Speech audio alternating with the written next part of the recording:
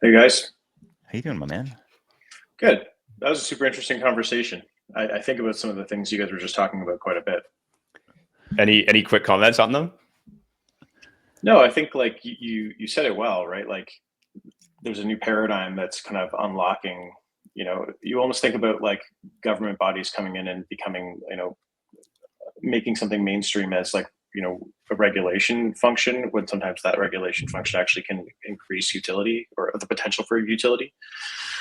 So I think that was interesting. But yeah, I think there is like this conversation around how do you value these things, and where do they go in this new paradigm, and I think it's all valid. It's just I don't think we have clarity yet, which is the opportunity. Like as you said, I think that's accurate. I think we add into the challenge of many of these things being worth far, far, far, far more than they would be with that. Some of these other, valuation models that might come out, and I think you have volatility ahead in some of these Yeah. things. Yeah, which is I think that's opportunity. We expected. like we like With any change, right? There's disruption, and disruption kind of brings opportunity. And I think like we're seeing that in I'm going to do the transition for you guys. We're seeing that in AI, and we're seeing that in kind of crypto. And I think like these things are both two of the hot topics of technology with the U.S. government and other government bodies around the world. So I think there's something really material happening here. Big time. So, Kalos, you're the founder of Parallel, one of the leading crypto TCGs, as well as Wayfinder, which is a tool providing groundbreaking ways for AI to interact with blockchain environments. So, we had you on the show, our Internet Explorer show, I think like 8 months ago, which shocked me. I had like 4 written down until I actually went and checked. Has it been 8 months? 8 months, wild, eh? Wow, yeah, that's a long time. Wow. I think when we the show looks different too. Just like aesthetically, it looks like really nice now. Like this is sweet. Whatever you guys did, it looks really cool. We're iterating, baby. We back with a whole new format. I like it. Yeah. But yeah, last time, so when we chatted last, I think the 2 big focuses were you had kind of a new agent-based game coming out on the Parallel side, and obviously releasing Wayfinder was the other big focus. So wondering if to kick this off, you can just quickly catch us up on, I guess, what has happened over the last 8 months. Sure. Yeah. So I think like I'll start with the AI side maybe. So on the AI side, we really kind of battle hardened our ability to transact with high degree of accuracy via simulating transactions across networks, and we've added networks. We also have kind of like it's a smart contract agent. So kind of think of it as like a replit where you can kind of just explain a smart contract that you wanted to create. I know you can tag it vibe coding or whatever you want, but really you can kind of explain a smart contract you want to create via token or a staking contract or whatever kind of contract you can come up with, and it'll write and deploy the code to an EVM network. And on that, in the landscape of that, I think we've obviously seen a lot of growth in demand for AI. I think we've seen both vibe coding platforms really succeed, and the landscape change a bit in where people have started to create different ways for you to be able to talk to an agent and be able to transact across networks. I think that's not like the prize. I think there's almost like this short-term misconception that like that is the goal. I think that is the foundation for what you do next. And that being autonomous agent. And so the ability to take the strategies that you would execute on a regular basis to be profitable or to manage a position or whatever it is. Maybe one of them is like managing an LP, one of them is copy trading Ansem, one of them's TWApping out of some position you have or whatever else it is, and really just set them up and let the autonomous agent perform those functions for you. And what you're doing now is you're kind of less interacting with the market and you're more managing, the autonomous agents and seeing how many transactions they did that day, turning them off if you don't want it to continue, turning them on if you want them to continue. And I think that just is where the value is to the broader market, because I think that's like the first time where you can't do that.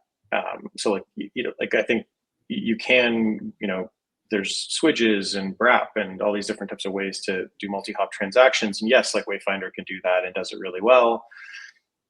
But like you can do that. Like if you're versed in the space, you can do that, quite efficiently. Depending on the complexity, maybe not as efficiently as Wayfinder can do it. But that's incremental value. And so really where the kind of 0 to 1 value resides is this idea that the things that you do to make yourself profitable or successful or achieve your goals, whatever you're trying to do, be it like sniping tokens or whatever else, really autonomous agents can do that. And that's the first time that we'll have something like that. And so I think that's kind of where we're focused on that side. And we've started to demonstrate like yield optimization agents and copy trading agents and different things that are, and really the beauty of the, autonomous agents really are that they can perform arbitrarily complex things, right? Like, it's not some sort of like stiff rail. There are guardrails on things, but like, like you can explain multiple trigger conditions to be able to effectively create something. And so someone described this kind of conversation. Someone described one of the autonomous agents as like a limit order function, but it's like, because of arbitrary complexity, it's actually like very different. So we're going to almost have new types of orders as a result of, how these agents interact with these systems. And we're very, very, very close to making that available to everyone. And so that's been like the hard work. So I think like there's kind of the market thinks like, oh, like Wayfinder is this transaction agent and smart contract agent. Yes, it is those things, but like really, what the consumer ultimately should interact with is like just their strategies and the autonomous agent executing them. And now we're moving away from looking like an exchange, looking like a ChatGPT. We're looking like something entirely new. And the multitude of use cases are really bounded by your strategies yourself and your understanding of what's happening. So that's kind of the Wayfinder side, to oversimplify things. And on the parallel side, we've got, we pushed a massive update recently for the TCG. We have Deception coming, which is like our 4th expansion set. It's also almost amazing how many years we've been at this now. I think like most companies didn't really ship anything, and then some companies did, and then they didn't survive. And we're kind of like that cohort of very few groups of people who managed to do this. And so grateful for that. But we have a new expansion set coming. I think it's our 4th expansion set. It's called Deception, later this year, on the TCG side, and a bunch of stuff that the team's doing to kind of focus on mobile, which obviously I think you guys were mentioning distribution. Like distribution is really important for games. And then we have Colony, which is our AI simulation game. That's a new category of game. It's a game where you're not the player, the agent's the player. We did some play tests in public with it. We're getting pretty close to the actual full kind of more material release. I think we were pretty ambitious about our timelines. We try to be really aggressive and not cheat corners where we can, but like get it in people's hands to understand whether or not like we're doing a great job or an absolutely garbage job, because you don't know, because no one's ever played a game like this. And so that's pretty close to getting to a place where it's in market for iOS and Android. It's a mobile first game, and all the assets are on chain or are on chain on Solana, and transactable and extractable from the game. And it's kind of like a push your luck game where like, if you think you might be able to survive some kind of cataclysmic event as a colony, you'll push your luck and try to get through it, and you'll get a reward for doing so. And if you don't think you're going to make it, you might extract all your items to kind of keep them for another try. But the player is the agent, and the agent is able to talk to you and other agents in the game, so you can kind of use that communication channel to coordinate. And then we have Sanctuary, which is a game we're making in partnership with B3, the gaming network off of Base. And that is a kind of a third-person extraction shooter, kind of think like Tarkov. But really, like in general, like the macro to me, and I'll pause after this because I feel like I've said a lot, is AI continues to be super interesting and hot sector. Obviously, there's a lot of different groups doing different things. We're very much focused on providing kind of this new way to interact with networks, whereby you're not interacting with the network, the autonomous agent is. And on the gaming side, I think we've seen a lot of games struggle, and just even traditional gaming studios shuttering and killing massive titles. So I think we have to kind of find new categories to create games, and that's kind of what we're doing with Colony. Where I think like if you try to compete with a Diablo, like creating an ARPG, you'll always be second fiddle. You'll never have market share and dominance in the space versus creating a category and having an actual real shot at making something that is like lasting. And so I think, if you do that right, you get the opportunity to kind of build more variants of that game, right? Like maybe different IPs, kind of who want to create AI simulation games. I think that's the reward for doing it, creating a category. And so I think that's kind of the stuff we're focused on at the moment. Hopefully that does justice. He's like, I got saying a lot of things. I'm like, yeah, but you're doing a lot of things. Yeah, we are. Yeah. And so there's obviously like a million things we get into, but I feel like, you are somebody who I think spends a lot of time thinking about the future and thinking deeply about it, and you've chosen to put your energy into AI via Wayfinder, and focus really on some fundamental unlocks. This idea of like, a real trusted agent that can do complex things out there. It's a pretty big unlock. I'm curious, if you take a few more turns forward, either of the development of your tech or the space generally, and we have sort of the Wayfinder and its magical abilities out there, what does that look like? Is that changing how we are working? Is that changing how we're doing business? I think it changes how you kind of interact with. So, but in the blockchain sector, it definitely changes how you interact with networks. I think it kind of, if you want to abstract like a layer beyond that, I think what ends up happening, and this is going to sound strange, or maybe it'll sound really logical to you, I don't know, but this is what I see at the moment, and please, allow me the grace of changing my mind if I don't think that things are going to go this way in the future. Granted. Okay. So, you've got this foundation of transaction agents and smart contract agents. They're able to create things and interact across networks seamlessly, right? And the support across ubiquitous support across all networks. Then you have on top of that, an autonomous agent. And the autonomous agent is able to take the strategies that you articulate and ideas that you have and create executable strategies that are repeatable, be it like farming a protocol or, sniping tokens on pump.fun or whatever it may be. And then, what I think that rolls up to is people having almost like, autonomous hedge funds of some sort, where it's like, here's a collection of strategies that anyone can deploy capital to, and almost like a vault or whatever you want to call it, but it's entirely autonomous. And it's comprised of these autonomous strategies. And these autonomous strategies are things like maybe 10% of the capital is going to copy trade, the top 5 traders on Hyperliquid. And the other, 20% of the capital is going to be in USDC yield optimization. And then 30% of the capital, an autonomous agent is handling the execution of all of these and kind of processing them. So I think what happens is like, you're going to have, just like as anything else, when you have something new, it starts out as these like micro components and it turns into like a macro. And the macro here is like an investable vehicle, almost like an ETF, but like a maybe DTF or whatever you want to call it, where an autonomous agent is fulfilling these transactions and managing this fund to the risk tolerances and specifications of that fund. And that way, there's no human intervention. But so I think on the blockchain side, that sounds like maybe it's the future. Simplifying kind of the return structures and the risk tolerances and creating funds out of it.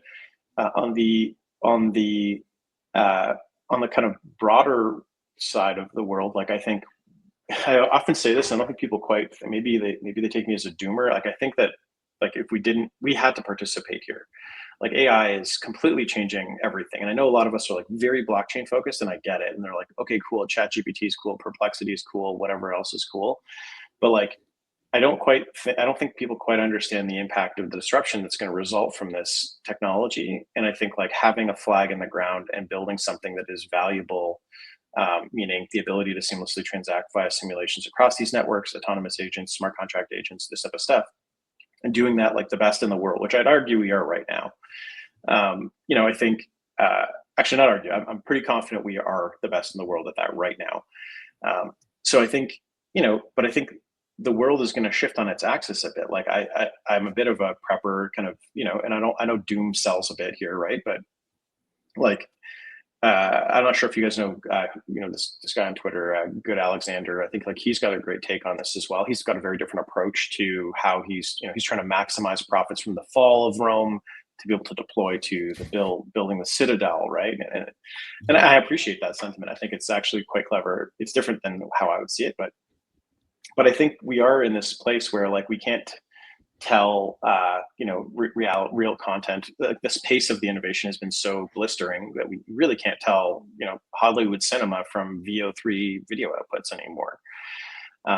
And so I think blockchain maybe serves a role here, in kind of provable proof of humanity, identity, but I think it's just like any other revolution, the industrial revolution or agricultural revolution, there's massive disruption that comes with that. And I think having a horse in the race, be it something more obscure like a BitTensor subnet token that you think is really interesting, or Tau itself, or prompt from Wayfinder, whatever that may be. I think that the way you should be looking at this is these things are going to be important, very important. And maybe it's not any of these companies or tokens or networks that are the winner here. I don't know, but this is inevitably happening as a value network for AI systems to be able to interact and transact with each other. It's just a perfect marriage. And so it kind of, I stay up at night worrying about these things and thinking about these things and trying to figure out how to participate in a way that gives us as a community and as a network edge, and creates value that the large incumbents and conglomerates that are working on this type of stuff that have billions of dollars would find palatable and interesting that they're not touching. It's a really, but I do think we're in for very, very interesting future. And almost brings this whole conversation also brings back this conversation of metaverse, because it's one of the things we did with Colony is we created this real-time on the fly image creation that translates to 3D object creation that can be put in runtime in UE5. And so what that means is you can explain something or say something, it creates a picture, it creates it in 3D, and then it puts it into the simulation. And so the simulation can kind of be populated. And I think that's made possible by AI. And I think, that kind of creates this possibility of revisiting this narrative at the time that seemed quite far off, around, what our addiction to the internet might look like in the future, and kind of creates this ability to populate a dream world on the fly in runtime. And so I think that's also something to keep an eye on. Sasha, we're gonna have to leave it there. What a phenomenal conversation. I just warned everyone about the end of the world, and then it's well, we got to cut you off. Yeah, we'll get you back on where we can see either the result of your predictions or the solutions that we have to whatever ills are coming up at that time. No, I think that was great. I think grok. Somebody asked me the question of what is the science fiction that you sort of are believing in right now, and I realized that so much of my science fiction was I'd engaged with much younger and haven't refreshed it. And so many of the things that seemed so far off back in the day are here right now. We have droids and no one cares. Dude, this is the thing, right? We have drones are delivering coffee to rural areas in Dublin. We've got self-driving, all this sort of stuff. So it's here. And then I was like, oh shit, I have a really hard time envisioning what this. So it was a lot clearer to me what the future could be in the past than it is right now. So I think that's conversations like this that give us a little bit of a lay of the land makes sense. But Sasha, we'll get you back on and go deeper. And I've got 17 other questions here we didn't even get to. So thanks for hopping on. Awesome to see the work you guys are doing, and we'll chat soon. Appreciate you. Bye.